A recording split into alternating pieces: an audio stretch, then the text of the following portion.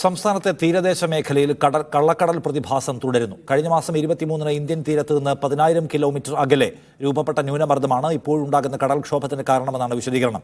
മത്സ്യബന്ധനം കഴിഞ്ഞ് തിരികെ വരുന്നതിനിടയിൽ മുതലപ്പുഴയിൽ വള്ളം മറിഞ്ഞു.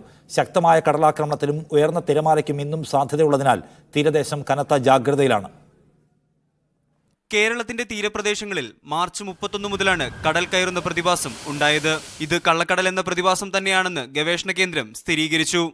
ഇന്ത്യൻ മഹാസമുദ്രത്തിന്റെ തെക്ക് ഭാഗത്തായി ചില പ്രത്യേക സമയങ്ങളിൽ ഉണ്ടാകുന്ന ശക്തമായ കാറ്റിന്റെ ഫലമായി ഉയർന്ന തിരമാലകൾ ഉണ്ടാകുകയും ഇവ തീരങ്ങളിലേക്ക് എത്തുകയും ചെയ്യും. പ്രത്യേകിച്ച് ലക്ഷണങ്ങളൊന്നും ഉണ്ടാവാതെ പെട്ടെന്നുണ്ടാകുന്ന പ്രതിഭാസമായതിനാലാണ് കള്ളക്കടൽ എന്ന് വിളിക്കുന്നത്.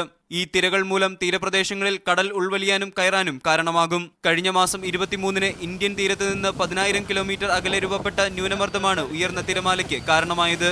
ശക്തമായ കടലാക്രമണത്തിനും ഉയർന്ന തിരമാലയ്ക്കും ഇന്നും സാധ്യതയുള്ളതിനാൽ മത്സ്യത്തൊഴിലാളികൾക്ക് ജാഗ്രതാ നിർദ്ദേശം നൽകിയിരുന്നു. അതിനിടെ ഇന്നും മുതലപ്പുഴയിൽ വള്ളം മറിഞ്ഞു. മത്സ്യബന്ധനം കഴിഞ്ഞ് തിരികെ വരുമ്പോഴായിരുന്നു അപകടം. 3 മത്സ്യത്തൊഴിലാളികൾ നീന്തിക്കയറി.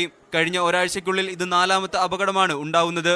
അടുത്ത 2 ദിവസത്തേക്ക് കൂടെ ഇന്ത്യയുടെ പടിഞ്ഞാറൻ തീരത്ത് ഉയർന്ന തിരമാലകൾ ഉണ്ടാകാനും പിന്നീട് ഇവ മെല്ലെ ദുർബലമാകാനാണ് സാധ്യതയെന്നും സമുദ്രസ്ഥിതി പഠന ഗവേഷണ കേന്ദ്രം അറിയിച്ചു. മീഡിയ 1 തിരുവനന്തപുരം.